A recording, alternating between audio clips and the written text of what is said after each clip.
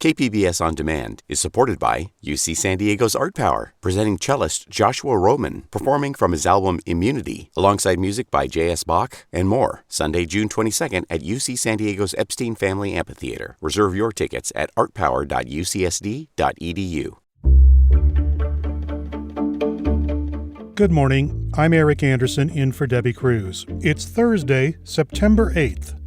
An El Cajon nursing home remains open despite a record of abuse. More on that next, but first, let's do the headlines.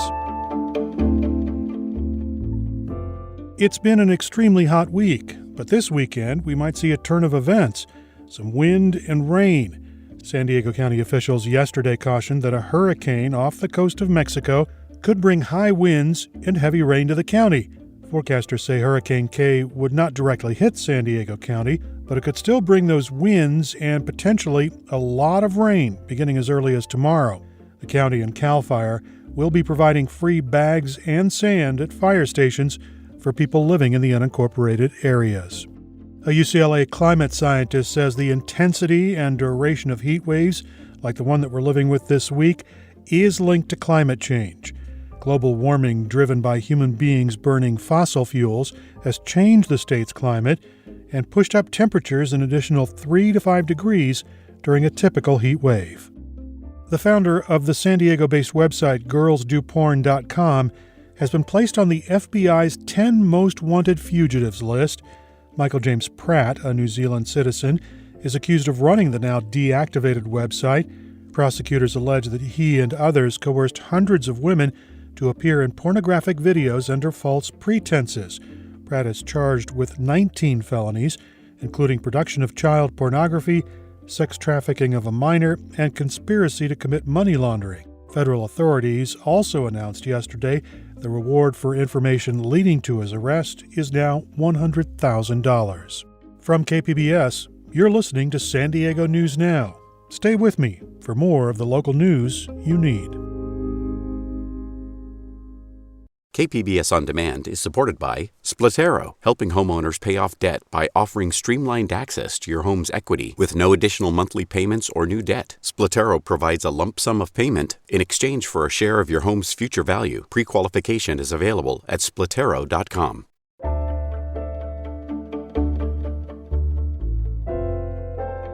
An El Cajon nursing home had such a long record of poor care and abuse that federal officials moved to decertify it in April.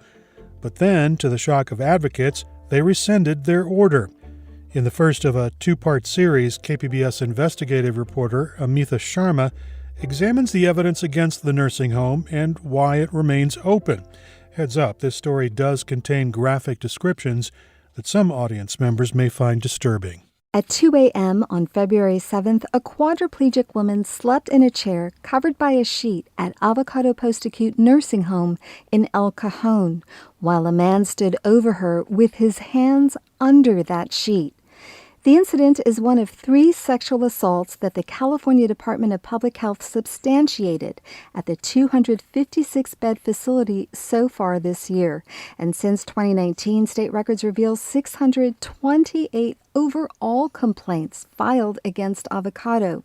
That's 4 times the state average for facilities with at least 100 beds. It's an unsafe place for residents to be. Tony Chicotel is a lawyer with the California Advocates for Nursing Home Reform. He is familiar with the state's investigations into Avocado. It seems like a dangerous nursing home, one that I would be reluctant to send anybody, let alone friends or family. Here are some of the most egregious examples taken mainly from state regulators' reports with support from police investigations.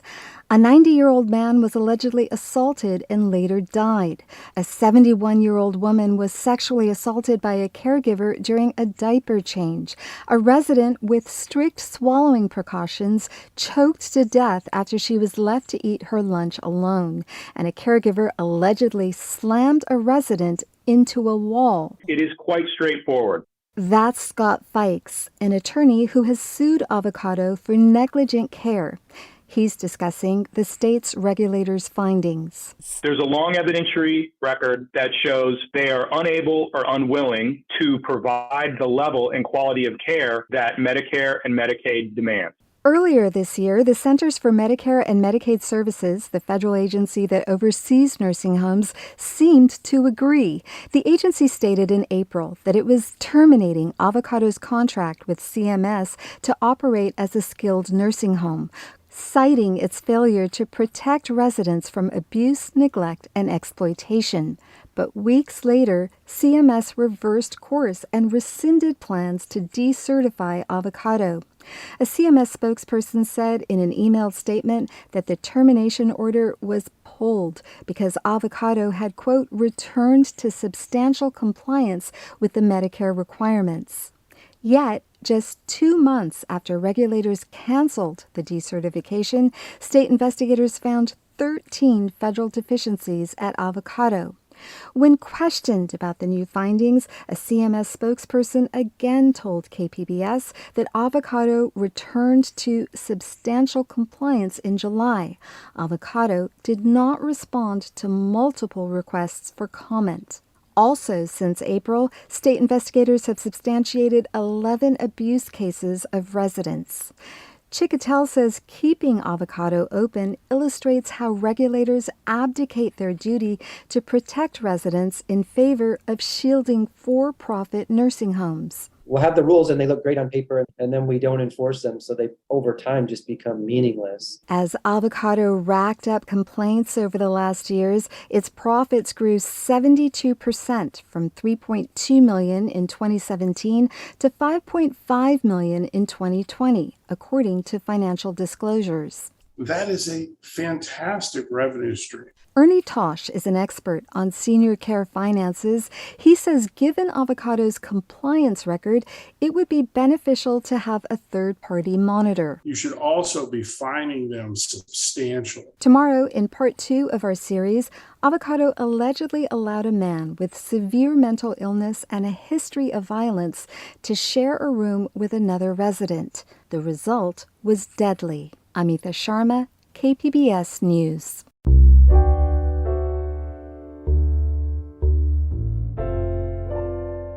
The FDA is clearing red tape to allow for increasing testing capacity for monkeypox. The virus causes painful rashes and sores and has so far infected more than 320 San Diegans. KPBS health reporter Matt Hoffman spoke with a local doctor whose monkeypox advice is going viral. San Diego-based gastroenterologist Dr. Carlton Thomas has racked up millions of views on TikTok and Instagram, giving out information about monkeypox symptoms, vaccines, and how the virus spreads. Messaging matters. And when it comes from someone like me who's very sex positive, who is a gay man, who does the same thing everybody else does in the gay community, I think when it comes from me, it's a little easier to listen to than if it were to come from some crusty, heterosexual 75-year-old guy in a suit and tie. Thomas has been using social media to get the word out about when vaccination appointments become available. Personally, he'd like to see some more data. Data about vaccine effectiveness, about antibody levels, and about whether or not people are getting infected after those 2 shots. Matt Hoffman, KPBS News. In other health-related news in the county, the San Diego County Health Department has just gotten its shipment of the new COVID-19 booster. KPBS reporter John Carroll has an update. The new booster combines elements of the original vaccine along with protection against the currently circulating versions of Omicron. Late Wednesday afternoon, the county told us their first shipment of the new vaccine has arrived. It will be available beginning Thursday at some pharmacies and healthcare providers. It will also be available at the Chula Vista South Region Live Well Center, the East Public Health Center in El Cajon, and the Central Region Public Health Center in San Diego. As to who should get the boosters and when, a county spokesperson told us anyone over 12 for Pfizer, 18 and older for Moderna, and who has had at least 2 vaccines, with the last one coming at least 2 months ago. The spokesperson says those with comorbidities should check with their health provider and then schedule a booster. San Diego County moved into the low-risk category for COVID last week. It's hoped that with increasing immunity and the new booster, we can stay low risk. John Carroll, KPBS News.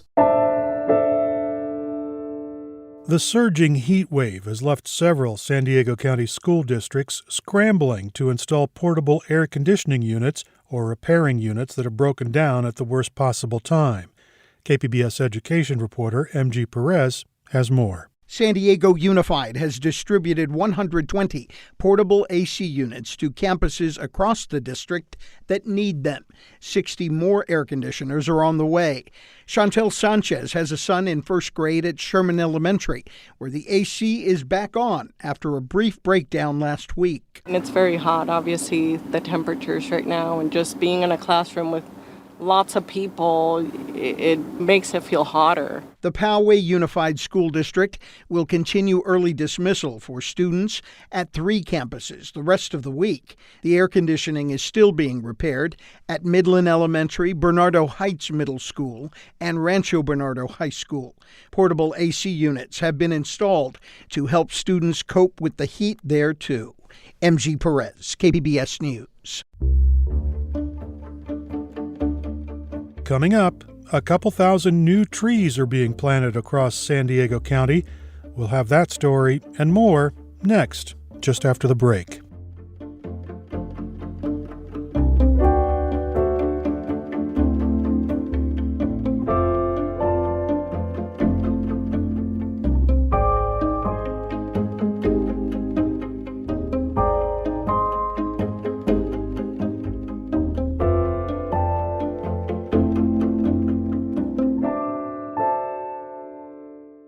KPBS On Demand is supported by Latino Legacy Foundation, presenting their Storyteller series, Reach for the Stars with Ellen Ochoa, the first Latina astronaut, former NASA director, and San Diego native, Sunday, June 29th. More at latinolegacyfoundation.org.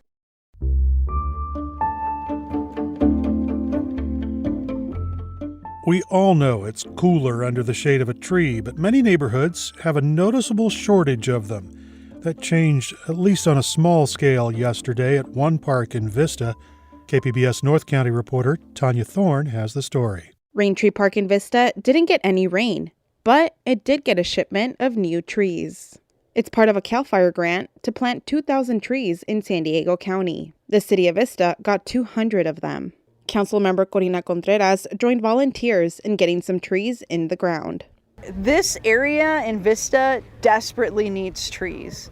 You know, we're going through a heat wave, moving forward, it's only going to get hotter. And what trees do, not only do they provide a beautiful scene for everybody to enjoy, but they provide shade. She hopes this is only the beginning because more trees are needed in the city, especially near public transportation stations. Last month, Governor Gavin Newsom signed a bill that would require the Department of Forestry and Fire Protection to complete a statewide plan to increase tree canopy cover in urban areas by 2025. Tanya Thorne, KPBS News.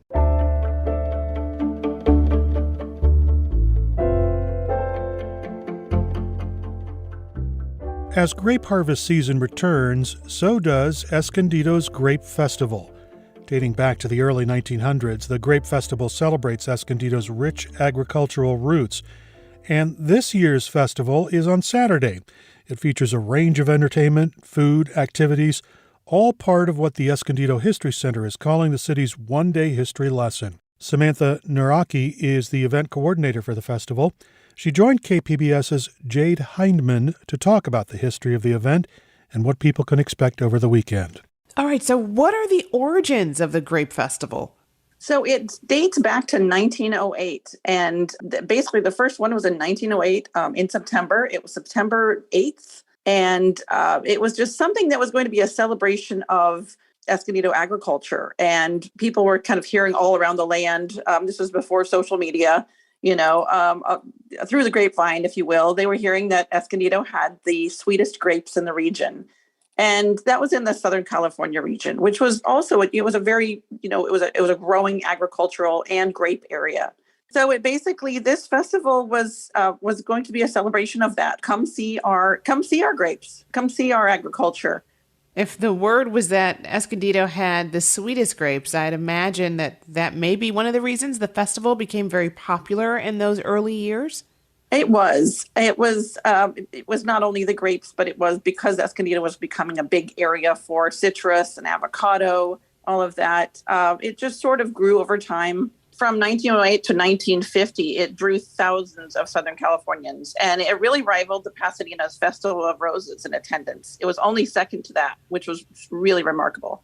And what makes Escondido a special place for grape growing? It's a nice valley. Actually, San Diego was the original area for grapes in California. It was the first wine region in the whole state, and I don't think people realize that. The Spaniards brought grapes here and started planting them. And it began in San Diego, of course, with the first mission. And now to this year's festival, what exactly is on tap? Well, we're going to drop it right back to the first festivals and really take it back to its roots of being an agricultural festival, less of a street fair. We have enough of those, all around California and around the city. We're taking it back to an agricultural festival where there's going to be old time games, old time music, and everything that's basically from those early years, from 1908 up to the war, which is kind of when that first heyday of the festival sort of happened. And there's going to be some grape stomping too, right? I mean, can you tell us about grape stomping and what's the purpose of it? Well, of course, back in the day, I Love Lucy style. Grape stomp was, that's how we matched the grapes. Now we have machinery to do that. But, it's a nice, it's the historic way that we used to smash the grapes. So, it's always fun. A grape stomp's always fun. And this has always happened at the festival. So this year, the great thing is we have a good plentiful stock of grapes in the region, which is nice to say. Even with this heat, we do have a good crop. So there'll be some great grapes in there to stomp. We're going to have a wine and beer tasting area, of course, to taste all the local wine and beer, and lots of different activities for the family. There's going to be, a lot of demonstrations like spinning and weaving and corn shelling and grinding and butter making and things that a lot of kids nowadays don't see those sort of things in our, digital age. What are you hoping people will learn about Escondido history by attending this event? Well, there's going to be a lot of different static displays. I don't know if a lot of people have actually been to Grape Day Park and seen the history there itself, like the big train museum and the blacksmith shop and the wheelwright shop and the old Victorian houses and things. And that's going to be set the stage basically for all of this. So, there'll be a lot of static displays of steam engines and all of those, kind of older things that just really show all of the different types of things that we were known for back in the day that I don't think people really know now. And where and when is this year's festival? It's in Grape Day Park, which is actually funny because people even to me will say, what does Grape Day Park stand for? What does that mean? And it really goes back to this festival. So it's pretty cool. It's going to be in Grape Day Park.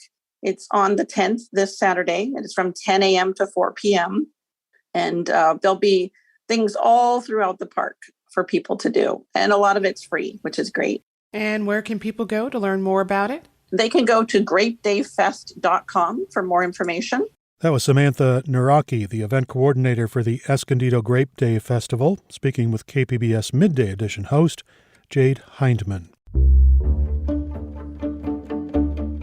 That's it for the podcast today. As always, you can find more San Diego news online at kpbs.org. I'm Eric Anderson. Debbie Cruz will be back tomorrow. Thanks for listening, and have a great day.